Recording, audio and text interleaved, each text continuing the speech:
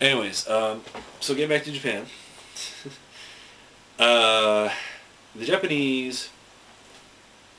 So the emperor, does that, and he has a peasant class, and then he also allowed the monks.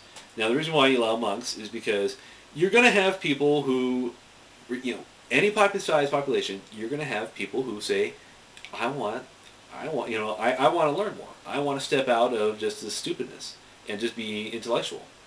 And those are dangerous people to have, because especially if you have your leadership, because intelligent people in leadership, they want to take over. They want to take over more, and that's why the emperor is like, well, I'll give you so much power, but if I need to knock you off, I'll fucking knock you off, and that's what they would do. And that's why nobody ever challenged the emperor. There were a few guys that would challenge the emperor, they would fuck him, they'd kill him, or they would like kidnap him or whatever, but not too many, because they were like, I got to this place because of the emperor, and that's what they would realize, I think. They said, I was basically allowed to rule because of the emperor. And the emperor can do whatever he wants. The emperor can get me killed. But otherwise, I'm just going to fucking sit here and just enjoy what I have now. I'm living the same lifestyle as the emperor, but I'm basically allowed to be here because of the emperor. The emperor controls the country. Everybody will die for the emperor. I can't fuck with that. So that's why, kamikazes. And then, like, it went around, like, was it, Taiwan, not Taiwan, but Saipan and Okinawa and stuff, that when the Americans landed, the people just fucking started killing themselves left and right. And it was because the people in charge were like, no, they go like, yeah, the Americans fucking kill us, if we don't fight. And so it's generated into hysteria. But I mean, how do American mobs go into hysteria? They fucking get vicious. They pull out guns and they kind of like duke it out. How do the Japanese mobs handle hysteria? They jump off of cliffs.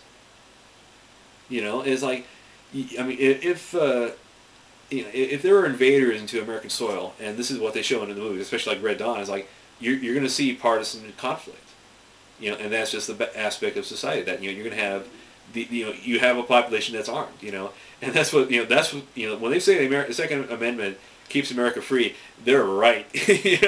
Like seriously, man. Like if any country tries to land on America, they're not going to know what the fuck to do with themselves, because like if they, I mean, you think you got it bad in Iraq with the insurgents in Fallujah and stuff like that. Like shit, man. Imagine if somebody tried to do that in America. It would be like you could wipe out the American army. And I think they kind of realized in general the American army could be wiped out.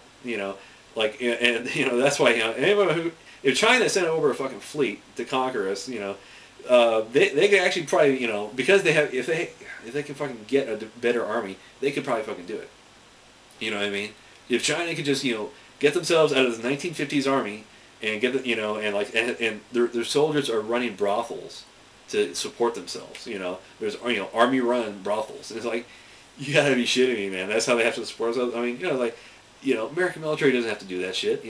When you see American military or military hosting something, they'll be like, they will host like little mom and pop shops here and there, and that's because so it's government supported, but it's basically a service to the military. Local military commandant realized, hey, I need these certain things to operate, and it's just I just need it to fucking operate. That's why there was a fucking pawn shop down the road from Schofield Barracks in Hawaii. It's like, why is there a pawn shop? Because that's just like, that's where like it's kind of a hooligan way. It's like, well, or like it's a cheaper way of like like people who need to hawk stuff to get money. It's like, yeah, because I want my soldiers to pay off their debts. Because soldiers don't know how to handle money in a lot of cases, because a lot of these guys come from poor families, and you got to realize American military is it's the fucking poorest of the nation. That's what it is.